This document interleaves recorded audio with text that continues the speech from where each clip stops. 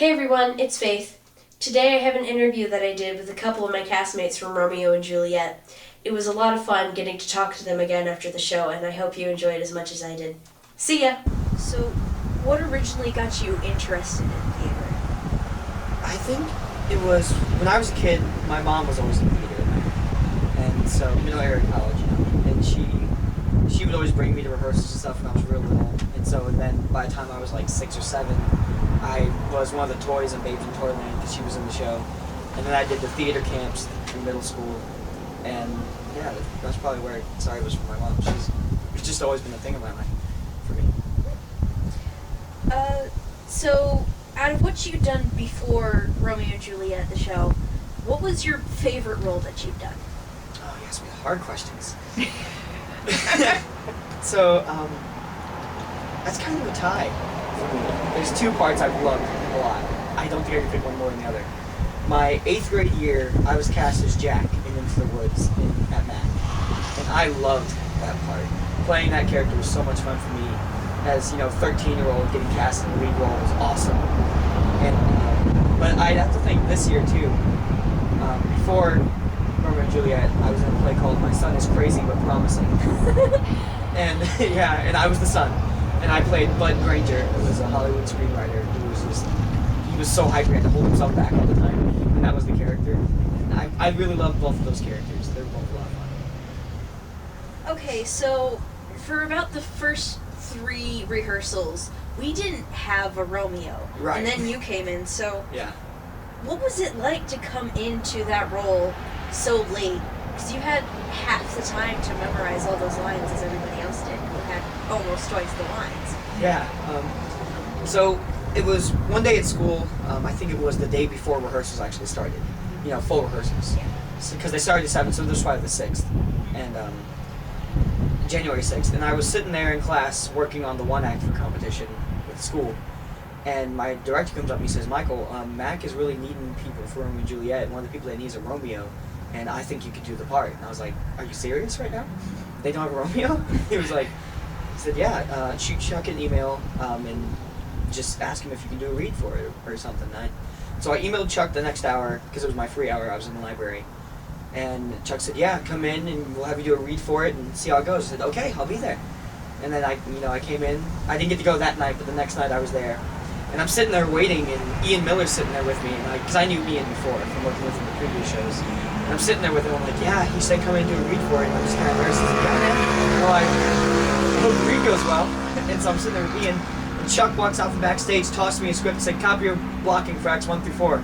Ian looked at me and said, good read, Romeo. And then from then on, I was just determined. I was like, I don't want to these people now, because they're relying on me, and they let me be part of the show.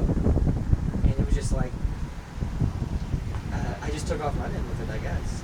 And I was literally eat, breathe, sleep, script. That was it. And all day at school, I would just be sitting there with my script in class, reading whenever I had the chance. And people would always be like, do you want to run lines? I'd be like, yes, please, help me. And so, and I mean, yeah, it was really, I was real nervous in the beginning of it, but I just enjoyed every minute of it, honestly. And I'm very thankful to be able to do it. Yeah, we had 2, I want to say, Romeos before.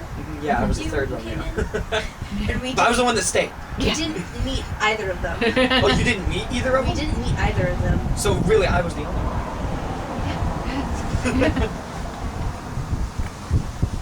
Then Ian showed up. So, for both of you, really, what have you been doing since the show ended?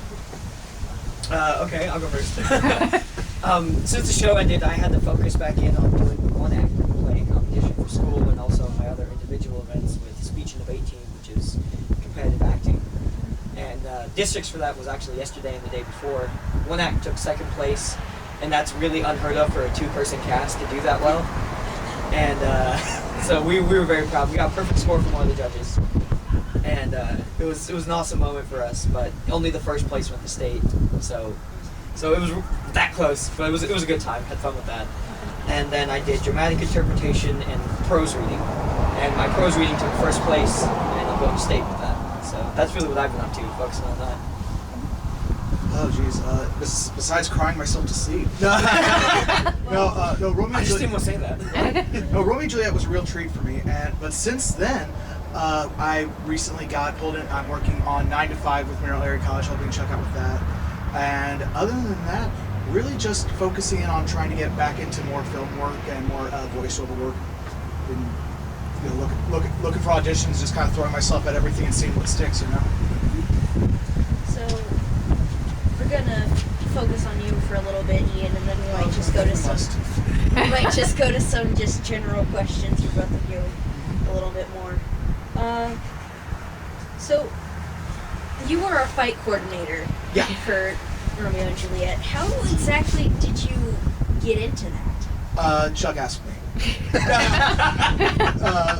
It really, fight choreography is something I really enjoyed because, as I tried to I explained to you during the rehearsal process, I believe that there should be a story in every fight, something that conveys something about the characters and what's going on, rather than just what moves look the most interesting. And it was something I was really wanting to get into during my freshman year in college, and I didn't really get a chance to really cultivate it as much as I desired to, but something I was thankful for is it was something I mentioned to Chuck, and he brought me in. I'd studied it a little, but Romeo and Juliet was probably the first time I actually got to do that choreography on that much of a scale, rather than just a few brawls for one acts here and there.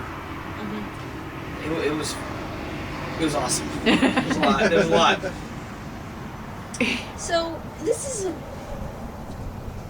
I thought of this question, and I thought that would be an interesting one to ask you. What's your favorite type of fight to choreograph? Oh man, Romeo going berserk.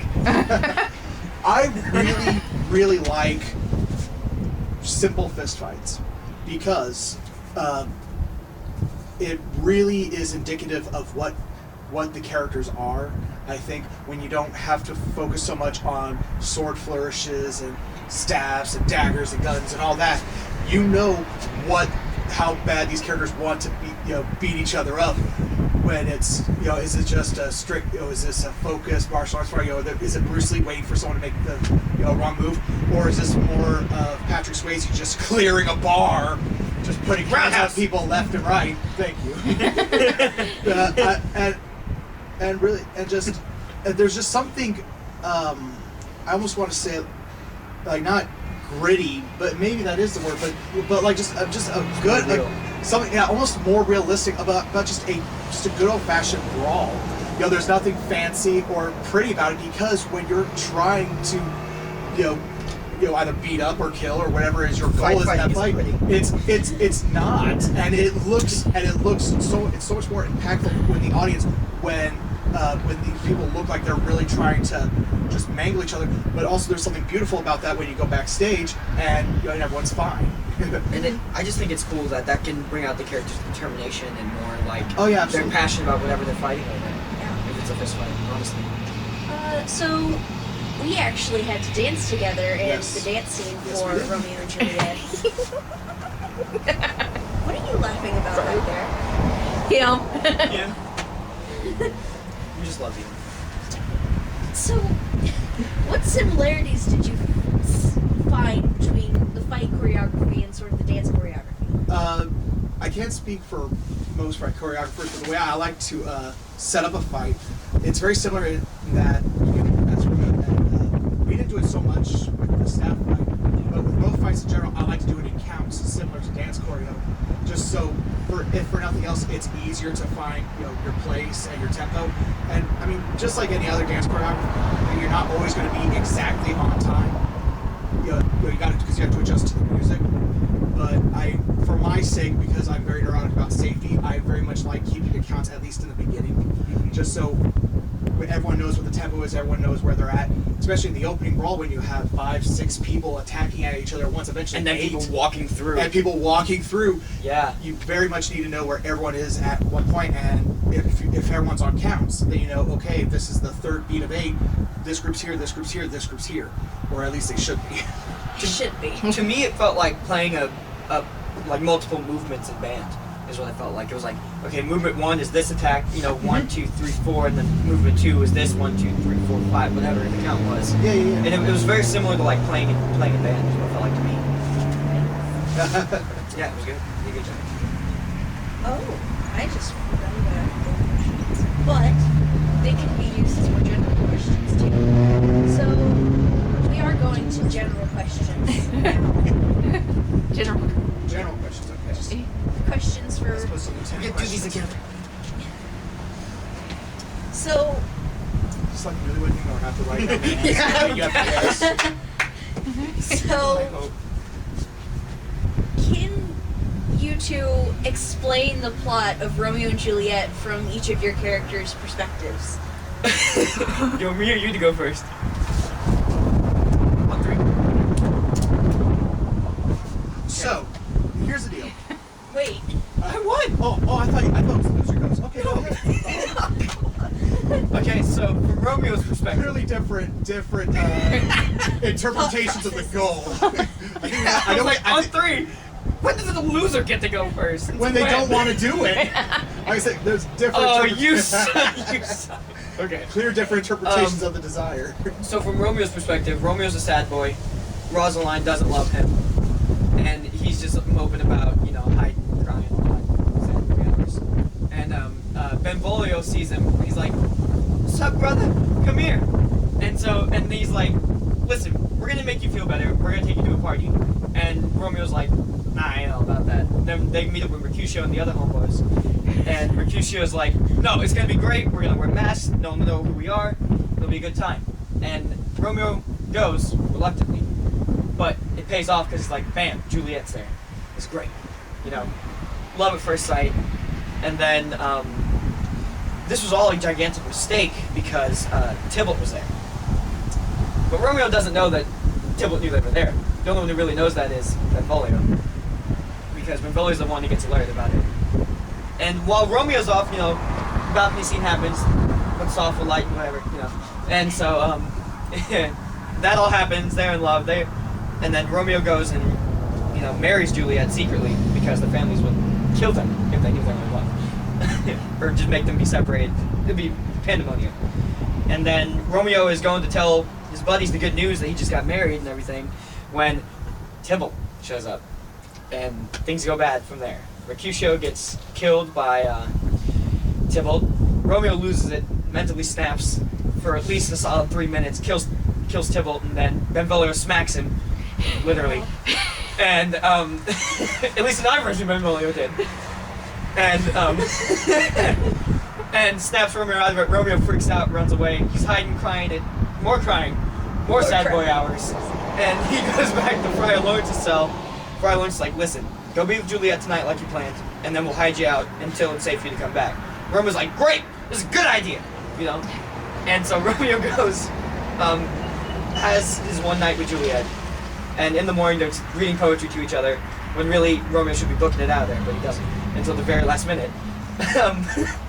Then Romeo goes to Mantua. A lot of stuff happens while he's gone. And then Balthazar comes. He's like, "Yo, Juliet's dead." And Romeo is mega sad about that. Buys poison from the apothecary. Goes back, finds Juliet's grave. He goes in there, and then there's Paris there, and he's like, "Oh, this guy." And so he kills him, and then cries over Juliet's body. "Thus with a kiss I die." Dead. And that's it for Romeo. And then there's this guy. And then Benvolio. No. I like your description of Paris. And then there's this guy. And then there's like, "Oh, this guy." That might be one of the most apt descriptions of Paris I've ever heard. And then there's this guy. No one cares. So Lady Cap cares, but Benvolio's perspective, right? yeah, Benvolio's. All right. So I might be off by a few centuries or so, but I believe the Capulets and Montagues began feuding quite a long time ago. Mostly there was a lot of deals with England, but as a lot of deals go south are. But Wait, England? No way. yeah, right. A few people took it personally, and namely Montague and Capulet, and it's just been a thing for a long time. It really wasn't too terrible a thing until Lord Capulet and Lord Montague both really set roots down in Verona, and then just the proximity was just it was bound to, It was a rock throw away from each other. yeah, it was bound to be a thing. There was no good thing. So I just wanted to kind of keep an eye on my cousin. I moved to Romeo, and we're having a pretty good time. I meet Mercutio. Seems like a pretty nice guy, but boy, do things blow up. I was just trying to keep peace, but then someone said something, or they might bend the thumb. I get a lot of conflicting stories. Bite your thumb at me. But something happened. Okay, well, I understand someone bit their thumb. I don't know if they bit their thumb at them. Abram mixed stuff up. Right. Anyway, there was a brawl. It was bad enough the prince decided to get involved. Lays down this nasty warning, but that's cool because you know what? No more fighting. I'm actually okay with the prince's decree because no more fighting, and I can focus on my buddy here, who's been all bent out of shape over this gal Rosalind. Not that worth it if you ask me, but the heart wants what the heart wants. So I thought, we got this party at Capulet's. We're not supposed to fight anymore anyway. Just crash a party, have some fun, maybe find Romeo someone to look at that doesn't look like Rosalind. She's gonna be there! That's the only reason I went! That party also goes southward because Tybalt's there, and if anyone... Well, honestly, that's the thing that I have an issue with. A lot of people are like, oh, Montague's Capulets. The thing is, a lot of the Montagues and Capulets a lot of them are willing to live and let live. Tybalt, though, won't let anything go. Nothing. Anything go. You should have seen him in 4th grade. He was a nightmare. But, I digress. Eventually we get out of there. Me and Mercutio were trying to find Romeo. He split off. We're not sure what happened to him, but... So we kind of keep the party going. We're a little tired the next morning. We're still wondering where Romeo is. Haven't heard word from it, but... What happens is I'm getting a little more concerned for him because I've got word from... Or there's word that reached his father's house that Tybalt has likely issued a challenge. I mean, I didn't read the letter because that's not my business, but it's Tybalt, he hardly writes anything ever unless it's in blood. So the fact that he went through the business of putting out a letter, I imagine it's probably him wanting this guy. It should be known that Tybalt has never lost a fight. Anyway, almost. Not yet. Up to this point. Yeah. So, finally catch up with Romeo. Trying to figure out what the deal is. He's being all coy and vague, but at least he's not mopey. He's actually sparring wits with Mercutio. It's the old Romeo, the guy that I like hanging out with, my favorite cousin. Oh, single soul, just solely singular. Shut up! Did I interrupt you? And so I'm really happy about that. But then I just don't. Still, it's something at the back of my mind. Something seems off because I'm still, even though Romeo's not mopey, I'm not seeing him as much. And then eventually, once again, proximity just doing what it does. Just bad timing. Mercutio was already in a certain mood. You could tell he was really just wanting to fight. Tybalt, who will always oblige someone, was there. Romeo was there. And Mercutio did get killed. And then Romeo takes things from bad to worse because then Romeo avenges Tybalt. So he's in trouble. He avenges Mercutio by killing Tybalt, thank you. But still, it's just going from bad to worse because now he's in exile. So, me, Balthazar, as soon as we get eyes on Romeo, because he splits off for a while, we assume to confess at Friar Lawrence's. I'm not sure what he was doing there. But anyway, we get him to Mantua, and I'm planning on staying with him, with Balthazar, to kind of keep an eye on him. But then when word reaches my parents about what happened with my cousin and my uncles, I think they decided that they didn't want me there anymore, so before I could really do much of anything else, I got carted back off. And that was the last I heard from any of them. What was the most interesting mistake or mishap that happened in anything you've done? In any show I've done? In anything. Oh. For both. Oh. Suddenly my slap doesn't seem so bad, does it? Oh, yeah, no. No, the slap wasn't awful. It was just I couldn't feel my face for 20 minutes. Anyway. But it was as bad as when Tybalt smacked me with the glove and my ear popped. That was bad. But was it the worst or most interesting mistake? The most interesting mistake that ever happened, okay, funny, this isn't the worst, this is another one that was funny to me. I was the lead character my sophomore year in a play called Fortress, and my character Billy was obsessed with Superman. His dad, doesn't get him, he's adopted, and he's all angry. And the line is supposed to be, I look at the audience after the dad leaves and go, "You can't hurt me, I'm invulnerable." And I look at the audience and say, "You can't hurt me, I'm invincible." And I do this with I went, "Ugh," and then ran off stage. I made that exact face. And so everyone knew I messed up. And and that was one of the funniest things I've ever done mistake-wise. But the worst one, absolute worst. Is this just performance or like dress rehearsals? Any. This year, my senior play, during dress rehearsal, I'm supposed to do this big grand exit, right? And so my character hugs the mom by, grab typewriter, and then run up the stairs. The stairs are just up and turn. There's a little platform and stairs down the back.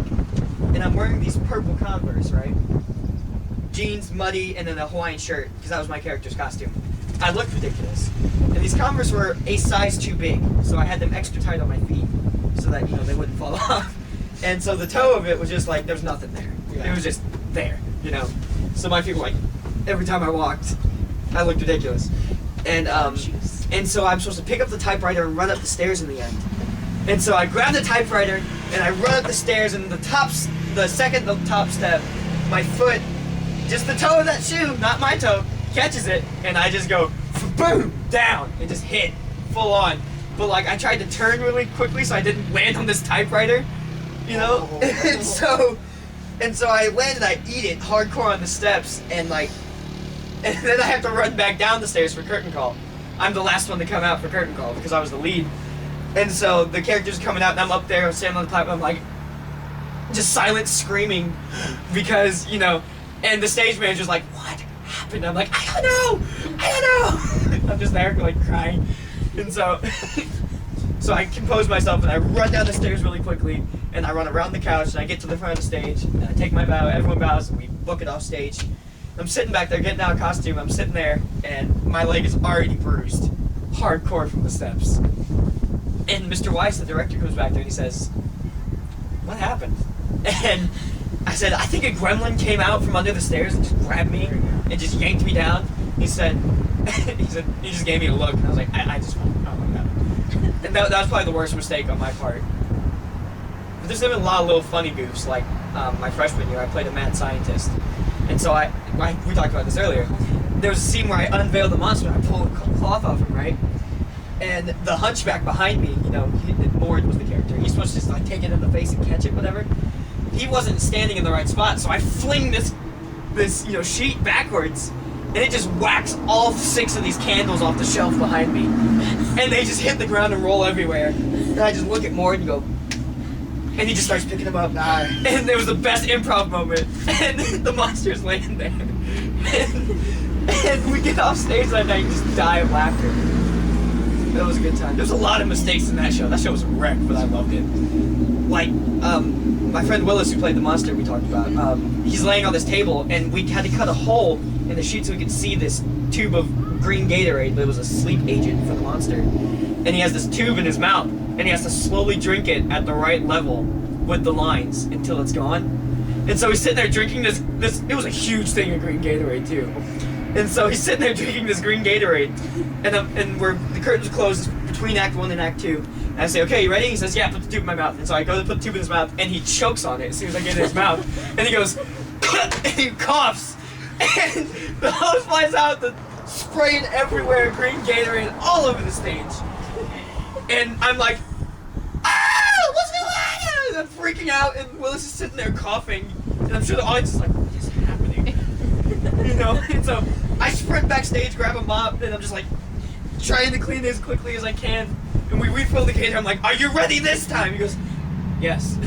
So I put the hose in his mouth, and I just grab his mouth and hold it shut. And I'm like, get a few drinks. Okay, we gotta go. Because we had like 2 minutes left before curtains open. And like they're opening whether we're ready or not. Because, and so, that's probably the worst, honestly. And that was, I forgot about that until we were talking about this. That's hilarious. I remember that now. And then really that's the fun of live theater, is just, it's not going to be the same every time you go. There's always something. I wouldn't say it was my best or interesting, but just an example is I did a show 12th night where I had this lovely chain of office, and the big gaudy piece of it broke off every night but one. Every performance night at different points of the show, it would break off, and we just have to cover it. But I've had to cover up some really silly stuff.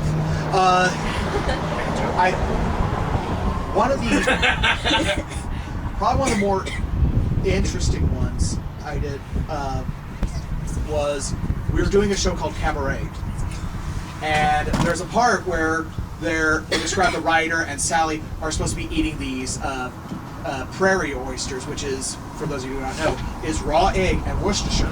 What some people did not know is the director legitimately have the actors consume these on stage.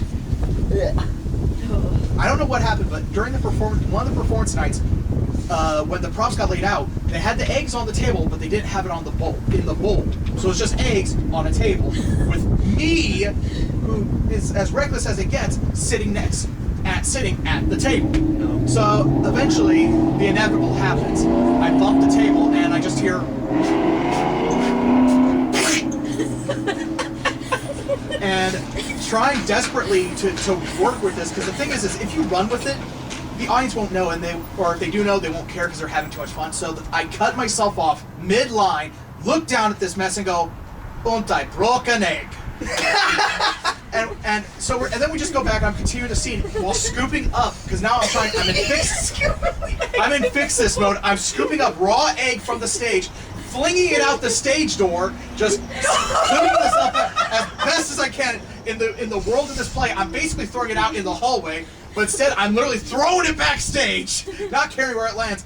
And I couldn't stop myself. I have this big, yucky hand. My hands are already starting to it's starting to dry and it's starting to stick. I got this nasty yolk and stuff all over my hands. And I go, "Oh, but you've not seen this, Elsa." I'm dropping the accent. "Your hot stuff, believe me. Like fried egg, yeah?" And I just, and it was, that was one more interesting. It was fun. As soon as I get off stage, they're looking at me like, what's going on? Clean it up, get them up. And I'm washing my hands like 4 or 5 times. Just the mad dash losing its one layer of skin to get it off. It was a performance, but it was a rehearsal, and it was it was covered well because we just went with it. But during one of the dress rehearsals, I did something, and I did inform the rest of the cast, which led to a bit of a moment because I was doing Brian Beach memoirs, and there's a scene where one of the sons, he gets fired, but his father doesn't know. And so his younger brother Eugene goes like, "Hey Stanley, how's work?" And he's supposed to do a spit take. The problem is the man who was playing him, Jimmy, wonderful actor, love Jimmy. But whenever he was doing it, it just kind of burbled out of his mouth. It literally just went. "How's it work, Stanley?" And I just couldn't stand for that. So I was like, "Jimmy, we're gonna have a real father-son moment. I'm gonna teach you how to do something." And we took a Dixie cup full of water. We went to the men's bathroom, and literally I kept showing him how to do a spit take, because I thought Where were you doing it? in the men's bathroom. Just spitting on the mirror? Yeah, it's just spitting on the mirror. Yeah.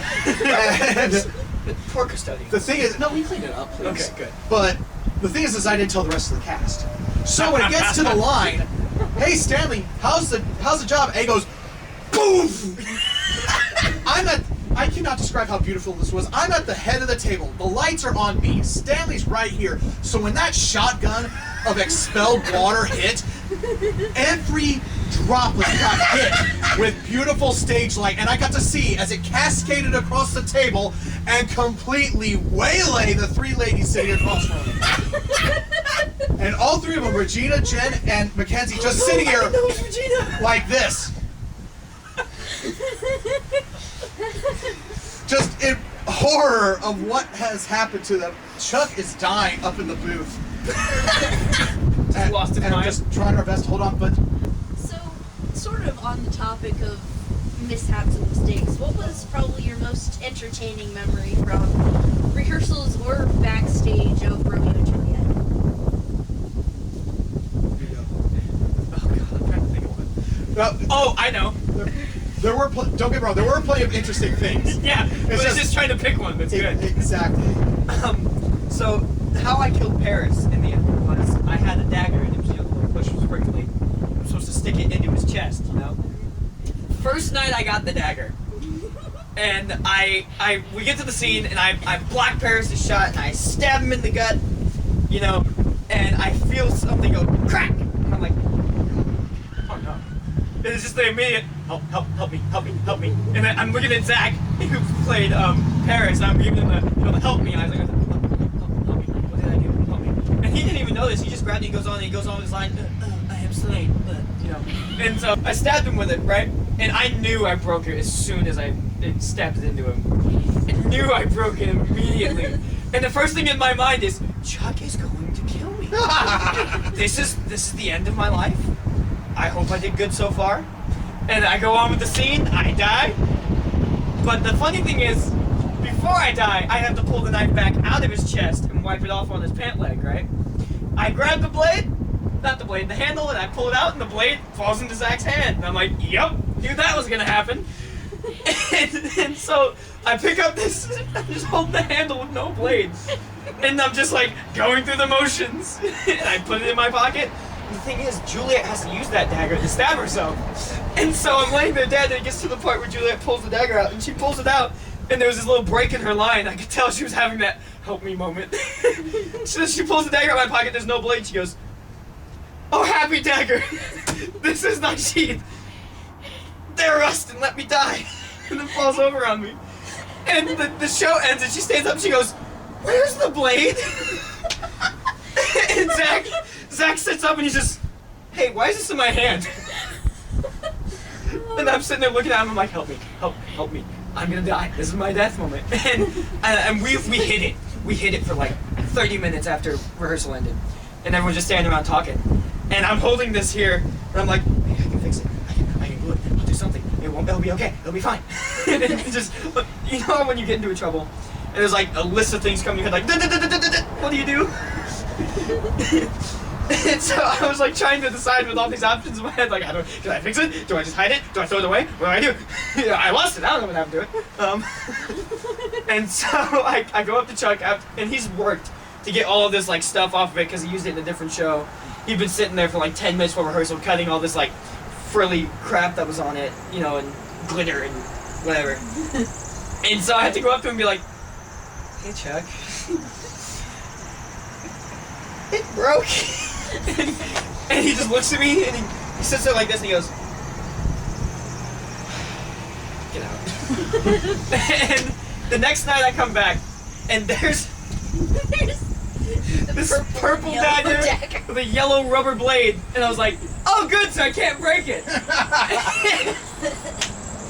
And so, yeah, that was probably the worst thing that happened to me during Romeo and Juliet. I had a feeling that was going to be your answer when Yeah. you wrote down that question. Yeah, the knife breaking was probably the most terrifying incident of my life. Personally, mine would have to be when Destiny was on that one night that like a few lines just got completely skipped, and Destiny was just back there like panicking because she didn't know get her where to cue. come in. So she walks through the wall. I remember the other one. So she's just like panicking. She runs through like the imaginary wall we have right in the middle of the stage. Yeah, she's just carrying the two guys. She just walks through the wall. Just walks through the wall. Oh. No, but it was the opening night, and Julia's dress broke. Her zipper broke. And so I'm backstage trying to fix her zipper, and I completely missed my cue. I'm supposed to be on stage when the lights come up for Act 5, Scene 1, so like 3 minutes go by, nothing's happening, and I just waltz on stage quickly, because they're like, "Romeo, get on stage!" And I'm like, "Huh?" And who said that? Yeah, all I see is Ian come running from backstage going, "Get on stage!" I go, "What? It's not my scene." He goes, "It's 5-1!" And I said, "Huh?" I was like, I thought it was calm. I was standing. Like, In my mind, it was all a panic. And And then Dave turns around and he's like, "What are you doing?" I was standing there watching this. Just watching me trying to frantically fix her dress. Just like. Oh gosh, I was so embarrassed. So I just walk out and I'm like, what was my freaking line there? I You just- don't. What was my line? You went really good with that. I just played it off. I walked out, took my seat where I was supposed to be when the lights came up, and just started my line. I don't really have many more funny questions left. That's okay. That's no, okay. no, I'm fine. But I got my copy out. I'm good. so, what are your favorite lines from each of your characters? Funny, just weird, that kind of thing. Incredibly, You don't have to say incredibly the sad. whole line. No, my favorite line for Romeo, gosh, there's, it's after he comes out of hiding, and because it's just so powerful, but so overlooked in the script. And he jested scars that never felt a wound. Like, even though he's hurt emotionally and he doesn't show it physically, he's still hurt. You know, it's still scarred him. He's still gonna have that pain for the rest of his life, and that constant reminder. You know, and Mercutio just like doesn't care, and I love that line because it's just very powerful and real. You know, and I just always favored that line a lot. But yeah, I really enjoyed that. Well, I mean, obviously, initially when I was Abram, obviously the "Do you bite your thumb at me?" Because that's for me, that's one of the lines. You talked about you can change character. I don't think we did, but Yeah. but for Benvolio, I really enjoyed most of my lines. And I also can't tell you what it was at first, but by the time the show was over, I really think my favorite line was talking about what happened between Romeo and Mercutio until when I tried to explain it to Brent. Yeah.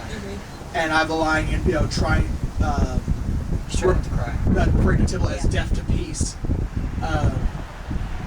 You know,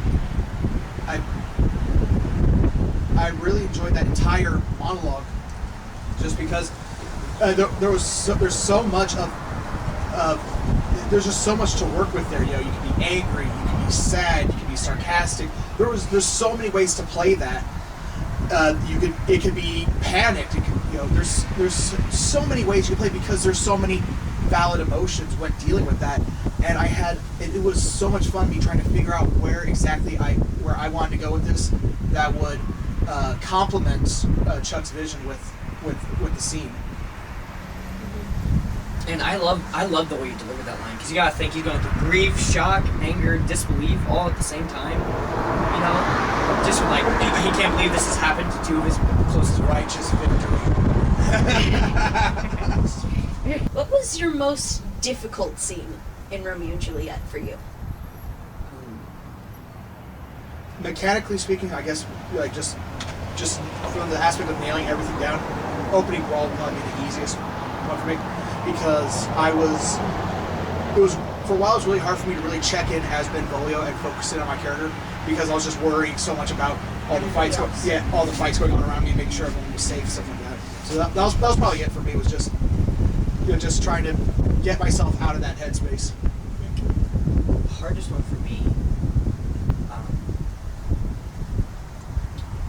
probably seeing Juliet's body for the first time, because having to put yourself in that mindset of, I'm about to see the person who I love more than anything in the world dead, having to picture that and get that, it's called the magic if. What if this happened to you? Mm-hmm. And having to put yourself through that without being me, but being Romeo through that, was hardest for me. And I think and I know that was probably the best thing I did in the whole show, was stepping into that too, because it was complete silence in that theater. And you just knew I had total control of the audience that one moment, and that was the hardest thing for me to do, was to channel that emotion right. And I actually cried both nights during that scene. I don't know why, it just, the feeling was so real for me there, I just bawled. And yeah, I think that was the hardest for me, honestly.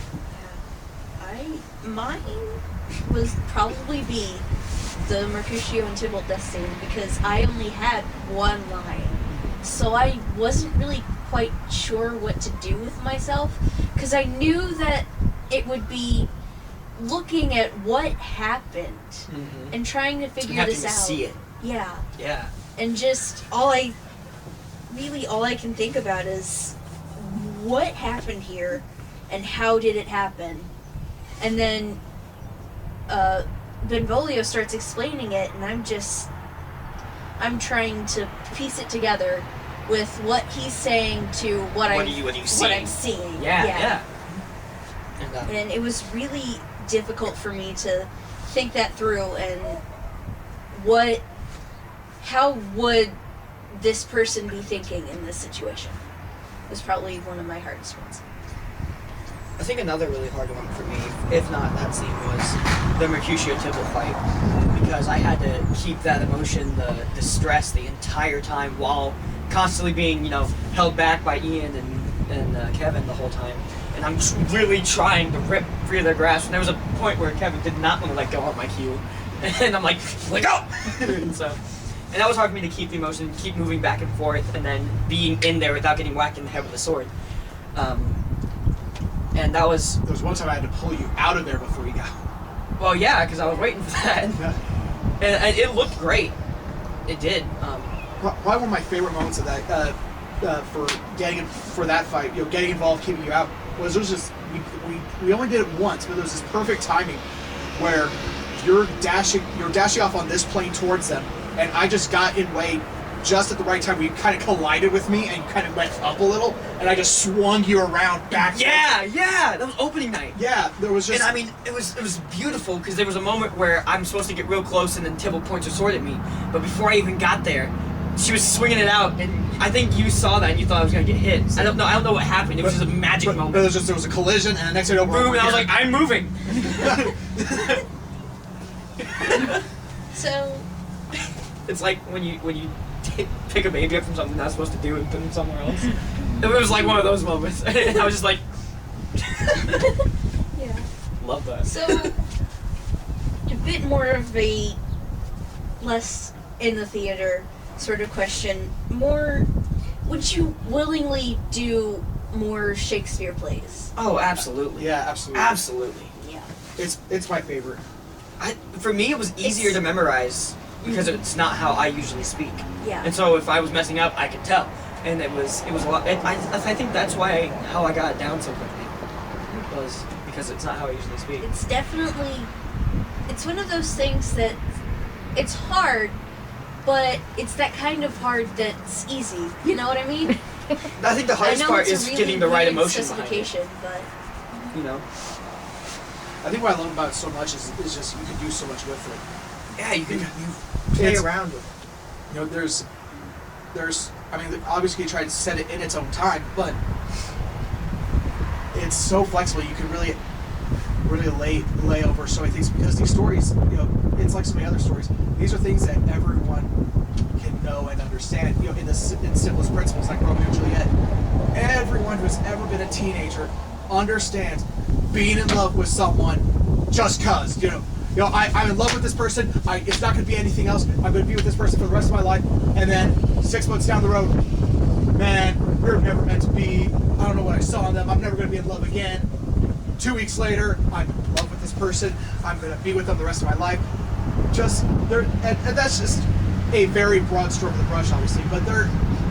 But Shakespeare's so great because it's all these bawdy, dirty, funny, and all these things that are just so real to everyone at all periods that you could really just apply it to everything, and I love it so much. He really captures a lot of human nature, Yes. and that's why it's so fun to do.